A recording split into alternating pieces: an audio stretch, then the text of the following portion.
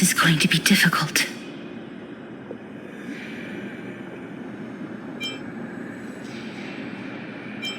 I'm familiar with this kind of mechanism, but I've never repaired broken chains.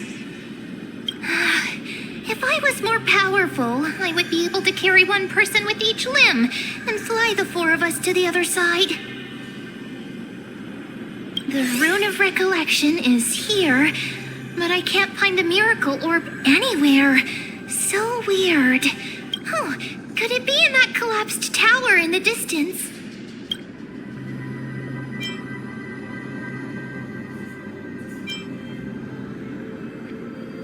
It's still up to me to step up in a crisis.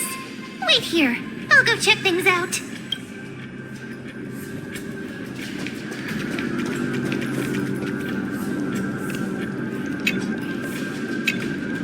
Just shout for me when you need my help! Got it! Just leave it to me!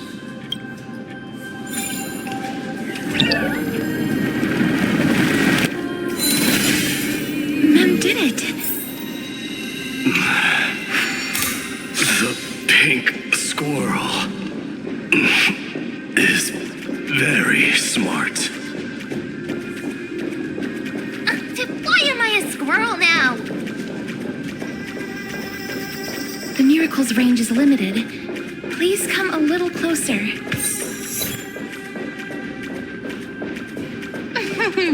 Aren't I a good fit for Orynyx's priest? Of course.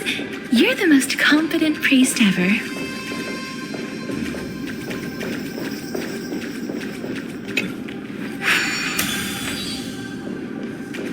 The alchemical matrix should be behind this door.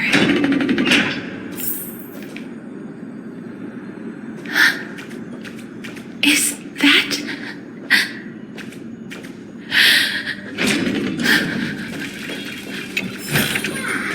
a gentle texture? Wow, there are so many of you! It's little Cass and little Grape. Oh, there's also little D and the pink puppy! Trian? Aren't you... Get what? I'm getting even more confused. This is the first time I've encountered a deceased friend while going upstream in the River of Souls. It really works like this. Just like the other departed spirits we've encountered along the way. I'm also unable to sense the aura of the living on Lady Trian. Yup, you're right. Trian already knows that she'll not be able to return to everyone's side. But Trian believed that little Cass would eventually return to the Netherrealm. So, Trian has been standing here, at this spot closest to the world of the living, and waiting for little Cass. Oh, it must have been very tough for you. But according to what Trian said, we're almost at the entrance of the Netherrealm. Trian promised Trevi and Trinan that when little Cass got here, Trian would get the gift ready and be the first person to run over and welcome you. So, little Cass, don't cry. Please, accept this. We finally finished it. This is what Lady Trevi once mentioned. The gift for me that you didn't manage to finish. The Holy Maiden of Janus. Even when separated by life and death, their thoughts are still connected. Trian spent a lot of time drawing this. Trian hopes that little Cass likes it. Seriously. It's seriously a wonderful drawing. Lady Trian. This is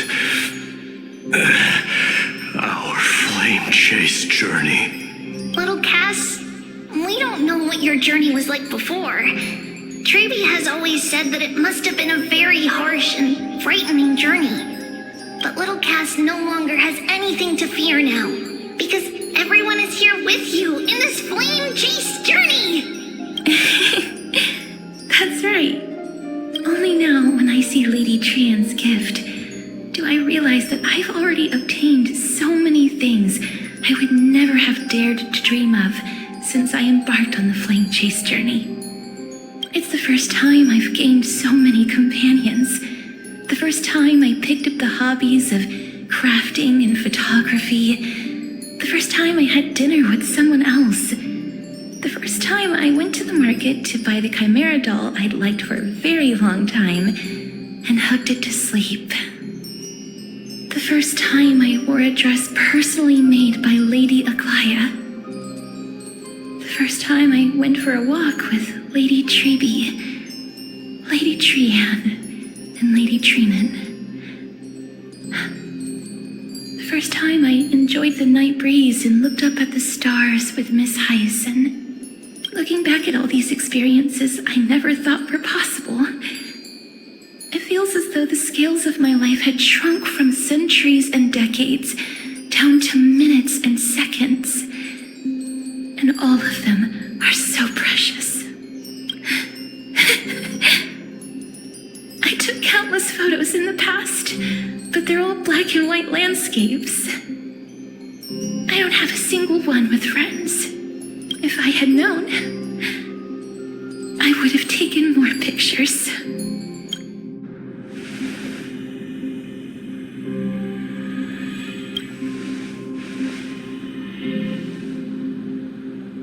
Trian says yes! Trian likes little Cass and would love to take a picture with little Cass. Sadly, being departed souls, our images cannot be captured in the world of the living.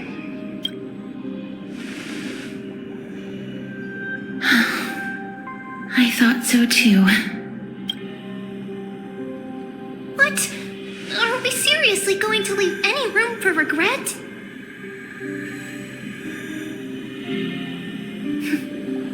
There won't be any regrets.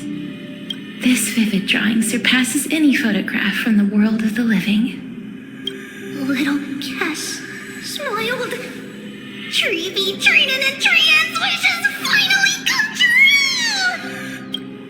I remember you once said that fate is not the flowers that bloom at the end of the road, but where people tread beyond the gate. Now, the path that belongs to me is about to reach the end. Thank you for bringing me the final key. Key? Little Cass, why are you talking in riddles all of a sudden? I have a feeling that soon, this gift of yours will become the key to saving Mister's life. Wow, that's amazing! Then keep smiling and carry on bravely! Little Cass, Little Gray, everyone, see you tomorrow!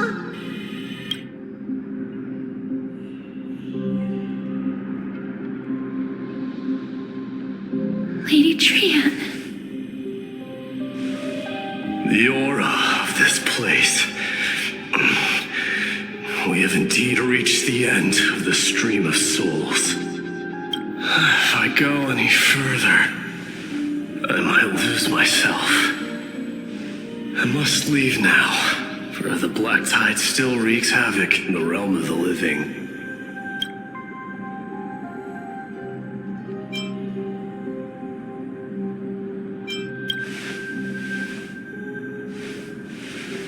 I have broken free from the chains of death countless times. This time will be no different. Castorus, will you fulfill your duty for the flame chase? I have yet to make my decision, Lord Mighty. No matter. Make the choice your heart desires. Even if it takes 1,000 years of waiting, I will continue to fight till I die, then rise from death till the miracle descends. There is one more thing you should know, Lord Mighty. What is it? Professor Anaxa may have deduced the principles behind the era Nova. You and I may be reincarnated as strife and death in the next cycle, becoming calamities wreaking havoc upon the world. I see.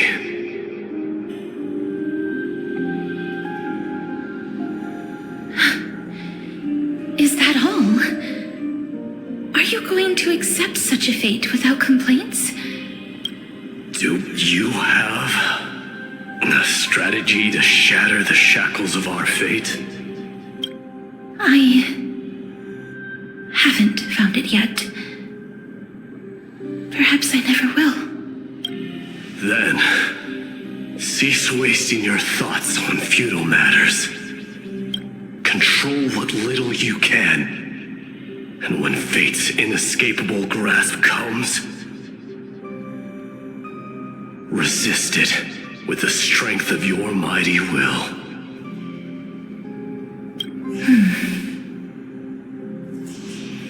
Thank you, Lord Mighty. I will find the right decision.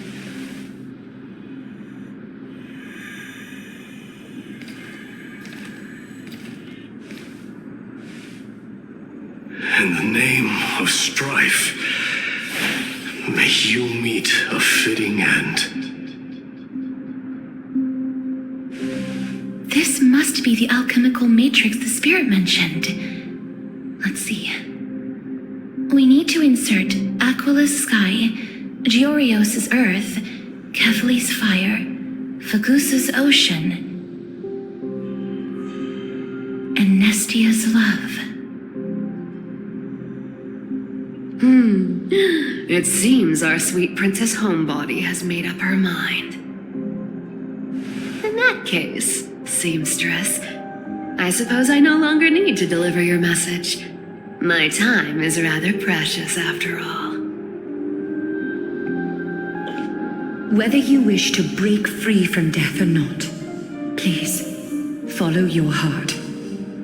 By the promise you once made, I ask that you fulfill your duty one final time.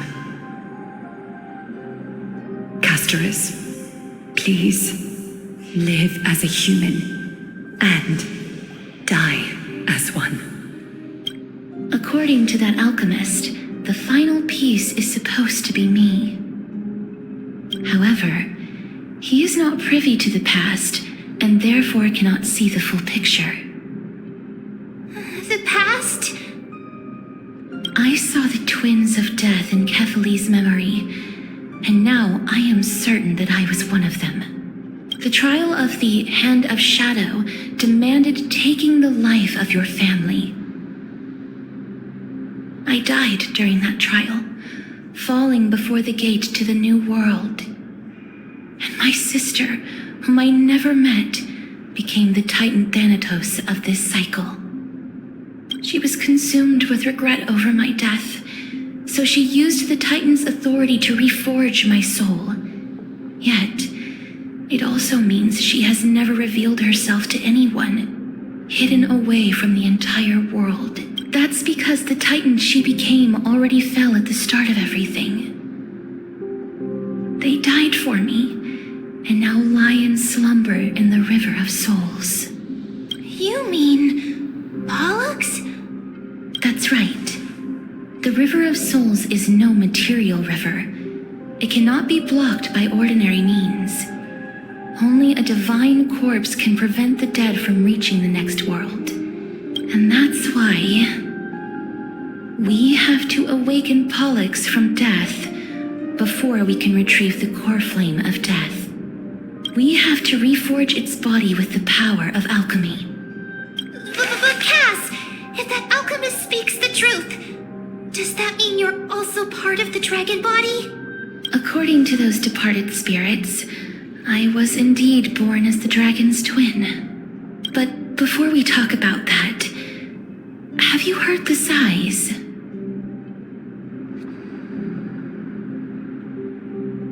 I heard them too. So what are those? I think it's probably the sign of Pollux's wish being fulfilled. They must have realized how heavy a price they'd need to pay when they used their divine authority to resurrect a dead woman. That's why they exerted every ounce of their strength to send me to Styxia, a city that called for death, a land where none is hostile to death. They never saw their wish fulfilled and fell so prematurely, all because they wanted to give me a new life. Pollux must really want to know how their sister has been after giving their all to save her.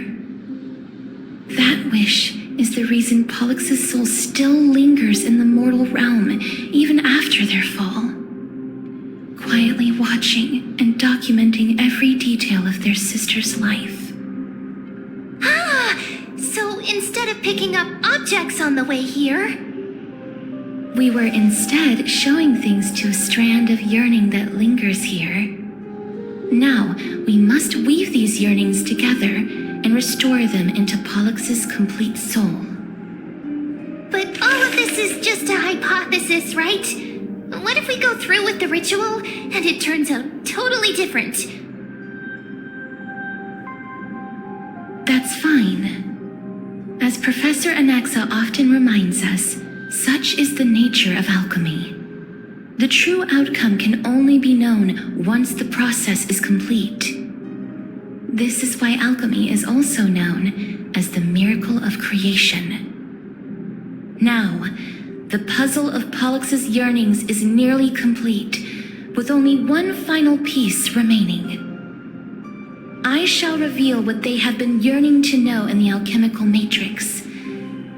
I will show them my whole life since I left Styxia. Lady Trienne has already drawn a picture of my entire life, and it is now in my hands.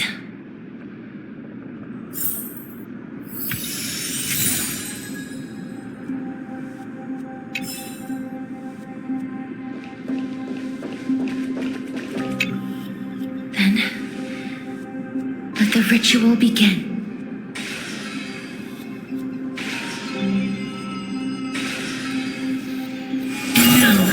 The objective is complete. That is all. Such is what Professor Anaxa always says after preparing for an alchemical ritual. And now, Pollux, I shall lift you from the river of souls and reforge your soul. Perhaps you will be disturbed by this, and your body may become horrifying to behold. But if even the slightest trace of your soul remains, the soul that once ferried me to this side of the shore, then please, look at me. I wish to thank you in person. I have obtained everything you sacrificed your divinity for. Lady Almanette. Did she recognize you? Oh, she must be the first soul we can communicate with here, right? I'm afraid she is just another spirit trapped here, like the rest of them. The only difference is that I was there when she died. Please, go on. I'm listening. Are you about to tell the story of Styxia? Yes. You're just as smart as I imagined, but...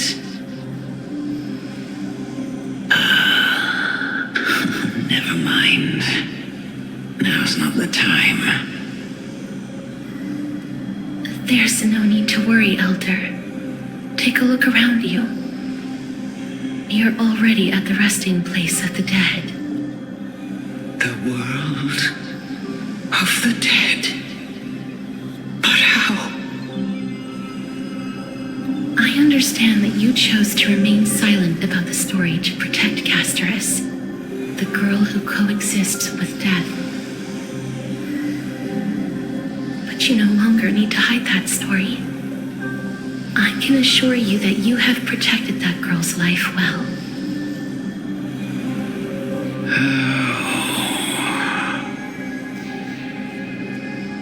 Well, in that case, let me begin.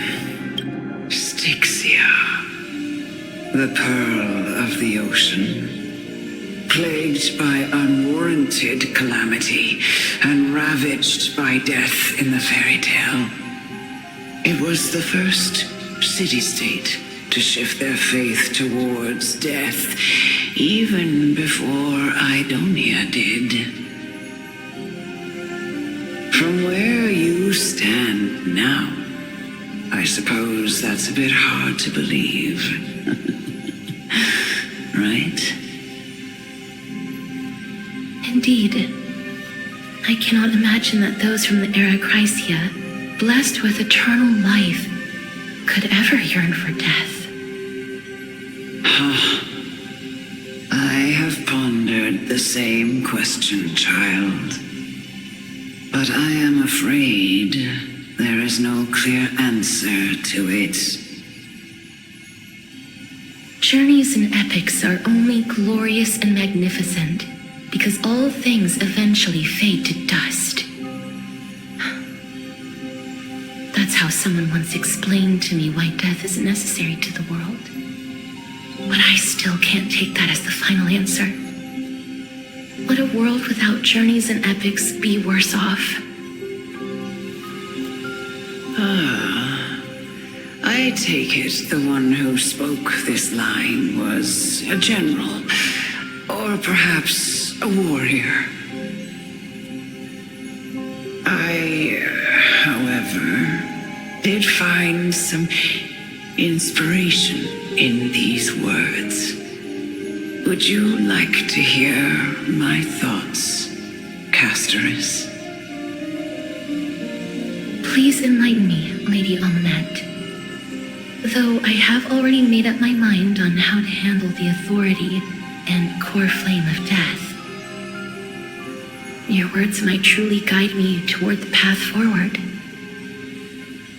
You and I are neither warriors nor generals. Therefore, journeys and epics cannot truly resonate with us. But what if I reframe it like this? What if love is not a trait bestowed upon mortals by Nestia, but a blessing from death? Love. No one ever invented the word cherish in the era when life was eternal. For all the good things in the world could be revisited endlessly, and every bond formed carried no risk of being severed. The so-called era Chrysia was an age devoid of both virtue and sin. People did not truly live. They simply existed, going through the motions without passion or purpose, then waiting for something to happen. Perhaps the people of Styxia chose to embrace death not out of fascination with its cruel and fearsome side, but instead became fixated and obsessed with the impulses and desires tied to a finite existence. Therefore, death is not a thing of fear and desperation, but... That's right, Casterus. It is the reason we shed tears when parting ways, and also the original spark that ignited the passion of mortals. If you truly intend to deprive the world of death, then be prepared to witness its return to a state of stagnation. I understand, Lady Amunet. Our limited lifespan shapes all that we know and love. Not even the Death Titan has the right to take that away from humankind again. Nestia's love was the chrysalis of gold's first blessing, but it most likely wasn't understood by mankind. We only learned to interpret this wonderful gift after Thanatos' arrival. If the world was bereft of death, then the Queen of Styxia wouldn't have played midwife in delivering me into this world. You wouldn't have welcomed me into Idonia, and Aglaya would never have invited me to join the flame chase journey. None of these stories would ever have happened, and I would never have lived, let alone found happiness. Thank you, Mother. I will use all the love I've experienced in this long life to complete the final miracle. My teacher, Anaxagoras, grant me the wisdom of all things. I call upon thee, the stripped dead dragon's corpse.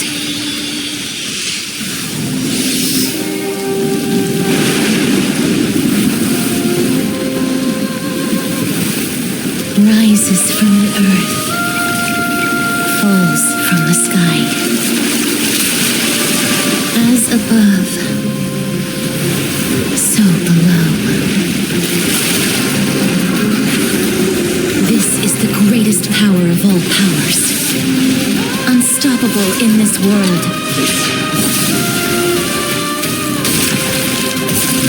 The great work that commands all death.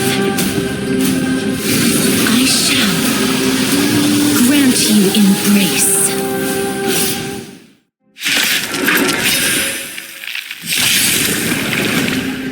Let's try it this other way. You can do it all!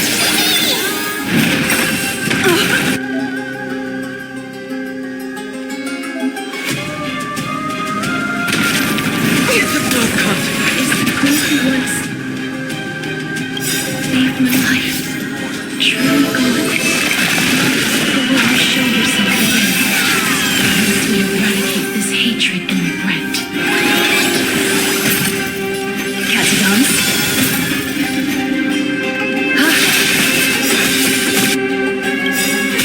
Trust me. We'll do anything!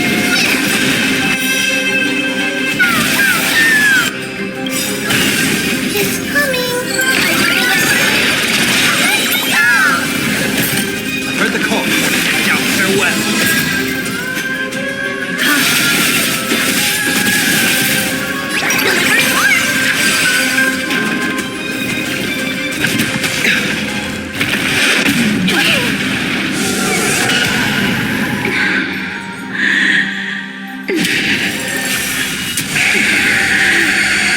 I know you're anxious. Don't be afraid. Countless threads. Thus our fates become one. All life be revealed. Overcome the Trinity is before me. A little honesty, so fragile, like a wisp of silk. There's no more need to weep and grieve. I will grant you peace.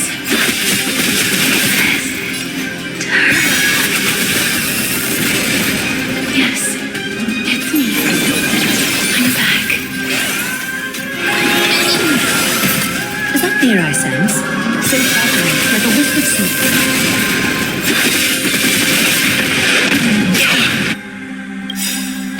Is it coming?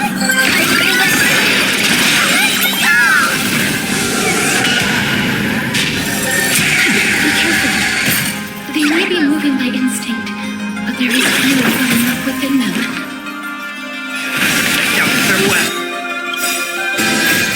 immortal. Watch over you. Guide you on your path. Hola, querido.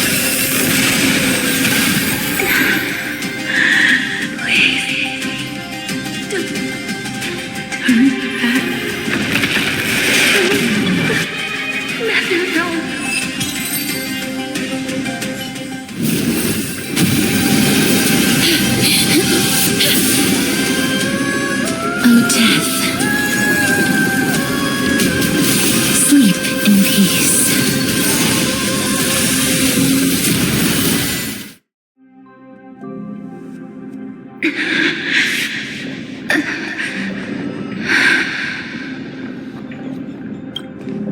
I'm sorry I have to wake you up from ancient death. And I know you're anxious. Shh. Don't be afraid.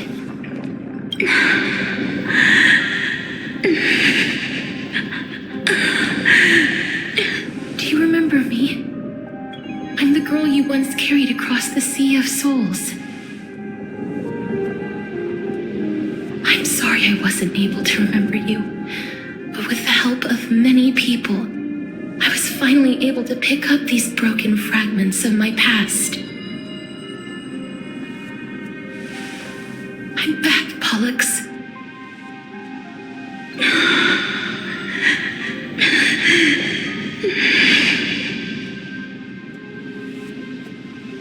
I know this might not be what you wanted.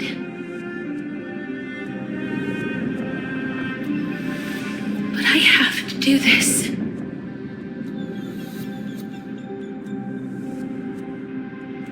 So please, carry me across the Sea of Souls again and return me to the Netherrealm, just like you did in the past. Please take me to where the core flame of death rests.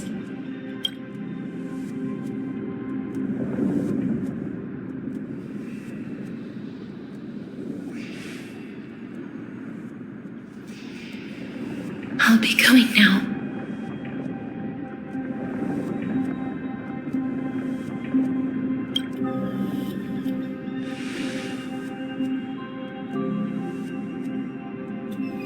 They may look scary, but as long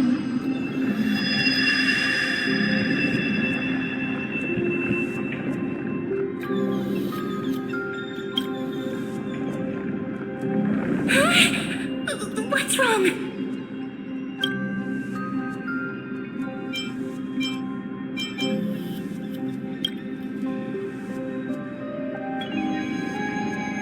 Are you... What's wrong with him? His time is almost up. If I don't go now, I'm afraid his soul will return to Thanatos' embrace before me. What? Oh no. Is there anything we can do? Don't worry. I promised I would ask Thanatos for the Trailblazers' right to roam the Earth again. Mem, stay here and keep a close watch until I return, all right? All right. I'm the best at taking care of others. Go on, Cass. Make sure not to leave yourself with any regrets.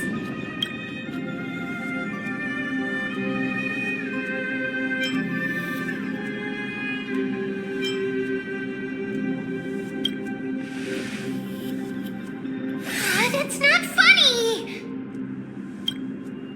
It's a deal then.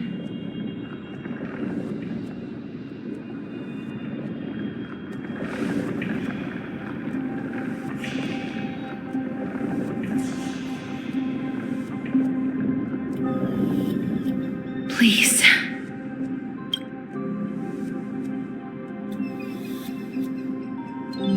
Wait for me.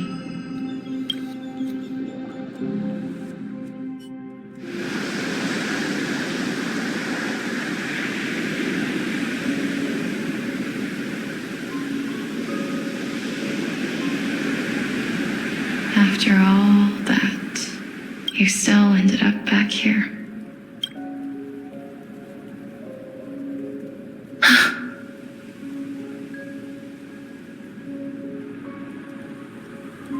the legends were true. The Netherrealm really is a sea of flowers. Yes. Just like the flower fields we tended to back then. Is that you, Plixia? Do you remember me? I don't have the memories from that time, but I've seen you before during an experiment. I see. Call me Thanatos, then. It'll be easier. However, since you recognize the name, you must already know everything about Thanatos, right? Yes. I'm here to reforge the order of life and death in Amphoreus.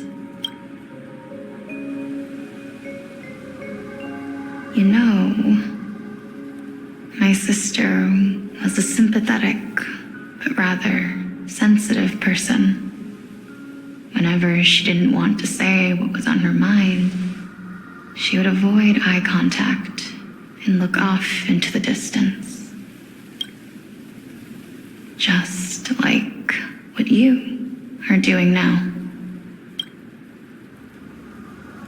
Can you tell me about the last era Nova? What did you do, Plixia?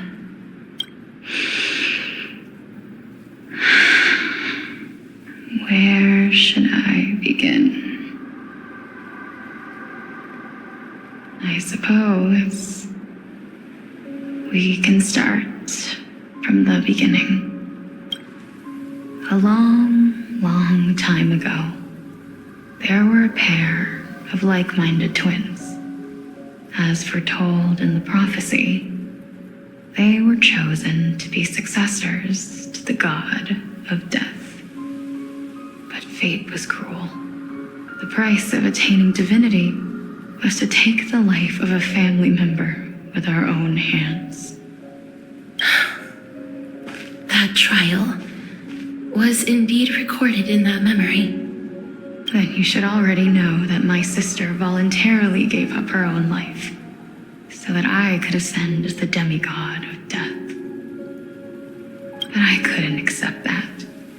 Why did we have to kill each other for a future she'd never see herself? That's not fair.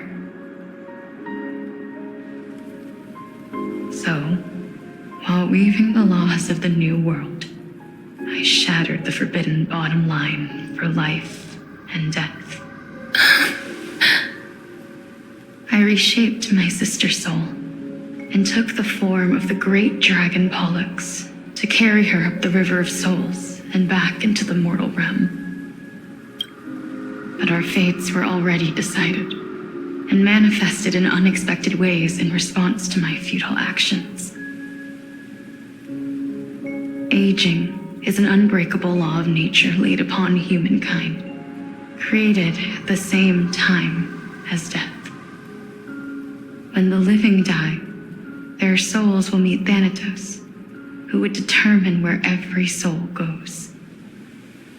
If the Reaper raises their left hand, the soul is granted death and allowed to enter the Netherrealm to await reincarnation. If they raise their right hand, the soul is rejected by the Netherrealm and returned to the mortal realm to continue walking the earth. That's why the Hand of Shadow can only lay down judgment and not embrace another being. Yes. Death was originally a pair of hands, but they were split in twain when we reached the mortal realm, never to touch each other ever again. The half of Thanatos that represents life, the undying human who grants death, that was the curse I forced upon you. Then, what about you? As the half of Thanatos representing death, I shoulder the fate of defying death. I died the moment I entered the world of the living. From then on, I, Titan, also no longer existed in this world. The cycle of life and death stopped. Souls were denied their audience with death, and were left stranded within an ever-rising river of the dead. With irony, my selfish desire to save your life gave you and the world a fate far worse than death instead. Then, what was left of my reason was left behind in the Netherrealm, where I've been taking care of these flowers day after day, until there is now a sea of them, all while mulling over the subject of life, death, parting, and enduring in endless loneliness.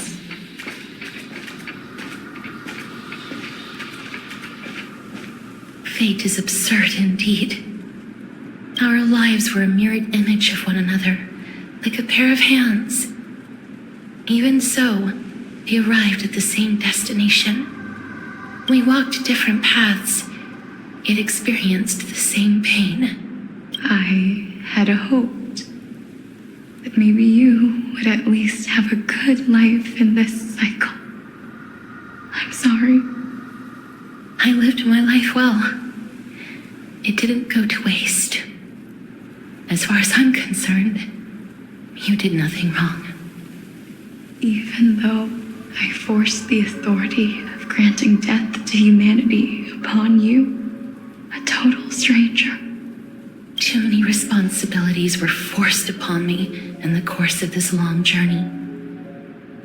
I was once lost, even upset. But I realized recently that if it weren't for your blessing, I wouldn't have understood the source of these emotions, nor would I have realized my purpose.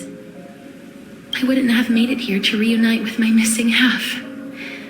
And we wouldn't be discussing our past while sharing the same view of this landscape. I wouldn't have understood the meaning of our existence. The meaning of our existence. This sea of flowers blooms on dead land because we sowed it with the seeds of our separation and watered it with our tears of loneliness. Yes, the only thing death is allowed to create are flowers that bloom from blood and tears.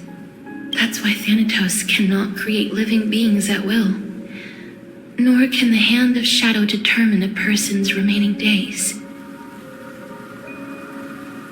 Because the life and death of mortals should never be dictated by another's will.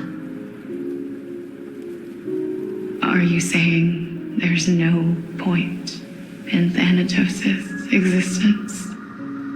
No. No single being can bear the scales of life and death on their own. Not even a god.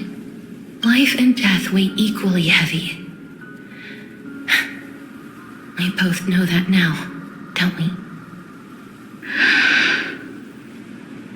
You, too, must have had a difficult life. We've taken quite the ridiculous journey together, haven't we? I had a feeling, even back then, that we would meet again one day. Not to embrace one another after a long separation, but to come in search of retribution. Tell me the answer that's already been written. And let us draw this seemingly endless. It's been far too long. I've waited here for centuries, watching day after day as desperate spirits are denied by this lonely wasteland. I always hoped I would see you among them. But I was also afraid of seeing you. I didn't know how I could possibly face you again. But more than anything, I was afraid that you might have forgotten all about me. I know. But don't you see, Polixia? I made it back anyway. You don't have to shoulder death's authority on your own anymore. It was always meant to be held in two hands anyway.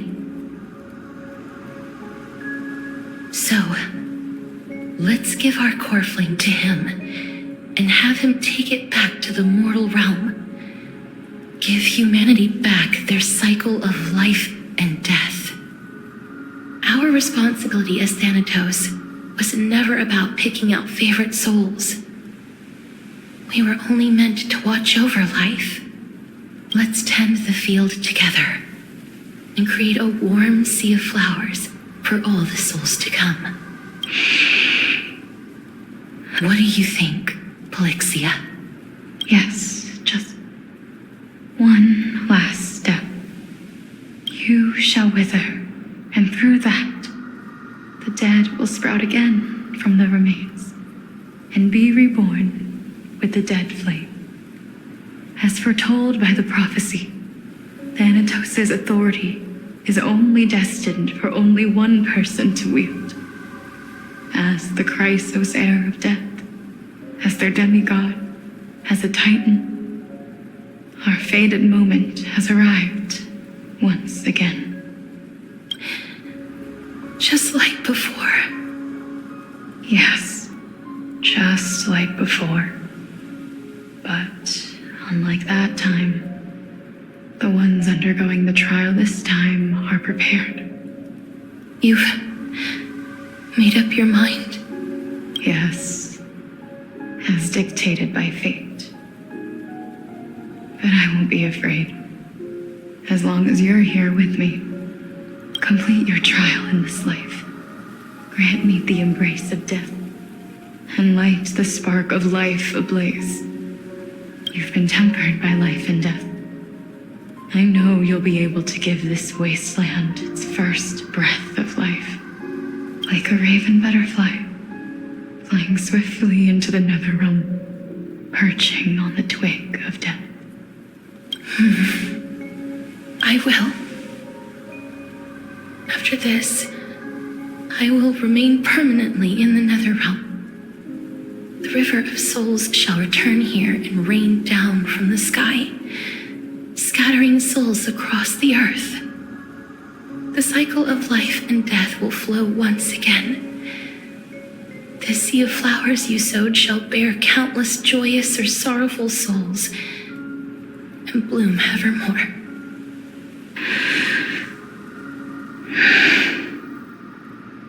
Thank you. Just one last thing. Can you grant me one wish? Of course. What is it? Please, don't forget me.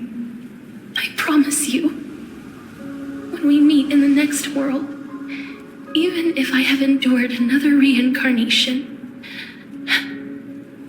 even if we do not know each other's names, I will still hold you tightly in my arms, just like what I did when we were born.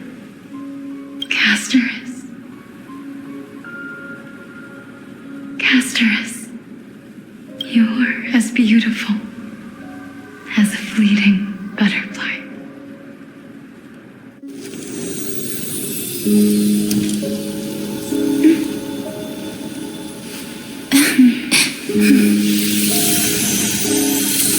I will bring rest to death.